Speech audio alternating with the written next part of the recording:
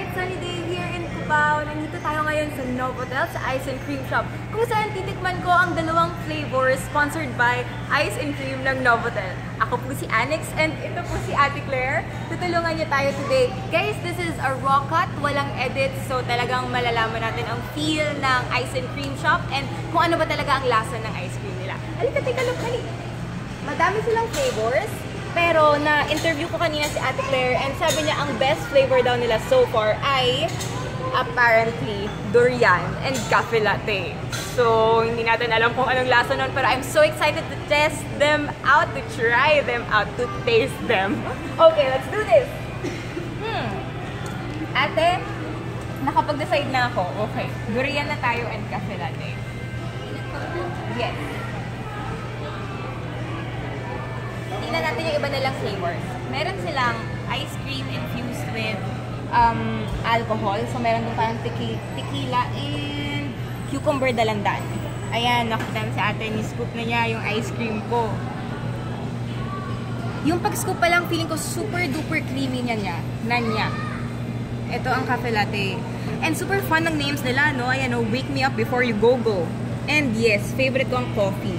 So, interesting talagang malaman kung ano ang taste ng durian mixed with cafe latte. Excited na ako. Thank you, ate! Tara, let's go inside!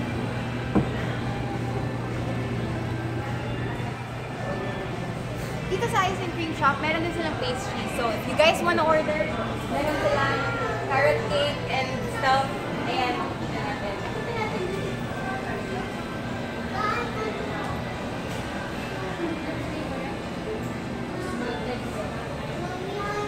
Okay. Ito na siya. Cafe latte and durian. Sabi nila, ito daw talaga yung best combination nila so far. Syempre yung durian, meron talaga siyang smell. It's very strong. Pero kung talagang familiar ka sa taste ng durian, I think magugustuhan mo to. Okay, so first, let's try yung durian ice cream na. Excited na.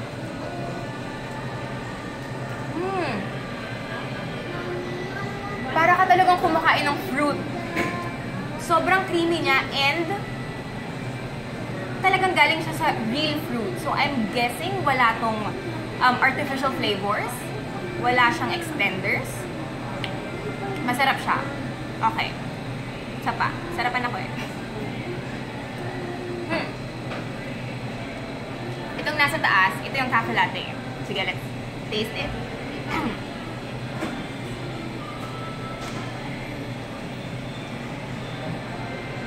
Hindi ganun ka-strong yung coffee taste niya.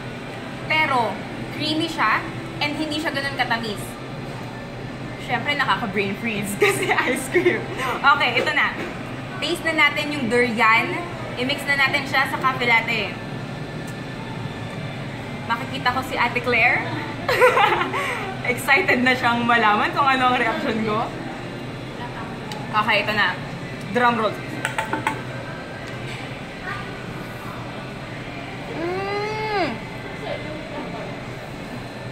Tama ka, Ate Claire. Pakita niyo si Ate Claire. Oh, thank you, Ate Claire. Kaiba siya. Magandang combination. Hindi ko ma-explain. Okay. Let's see. Pag nag-combine yung cafe latte at saka yung durian, hindi mo siya madidistinguish.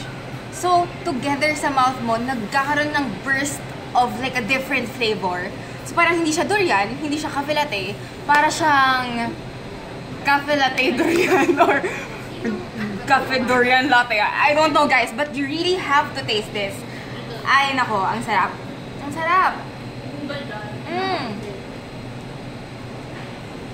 And let me add, meron siyang bits of real fruits. So yung durian talagang mahahanap mo siya sa durian ice cream.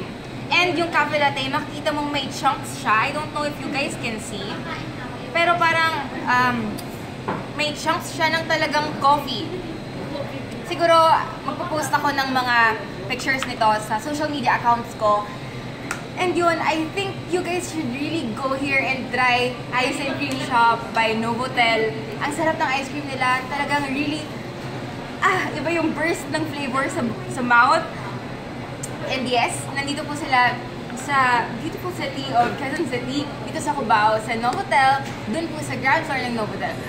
Yes, madami silang iba-ibang flavors and ilalagay ko yung pictures down below and baka ilalagay ko rin yung mga title ng iba't ibang flavors ng ice cream nila.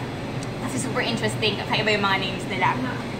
Yes, kailangan nyo itong tikman. But for now, I'm gonna go and say bye. Kung meron pa akong mga reviews, ipopost ko na lang din sa social media accounts ko. But this is really the best for me. Sobrang sarap. And you guys should really check this out. I'm Anix again, and this is Ice and Cream by Novotel. Guys, go here. I can't wait to see you. Go here. Pwede kayong mag-comment down below ng mga pictures ninyo or stuff. This is a raw edit. Walang edit. Ay talagang na-experience ko and sana ma-experience din ninyo. This is Alex again. Bye guys!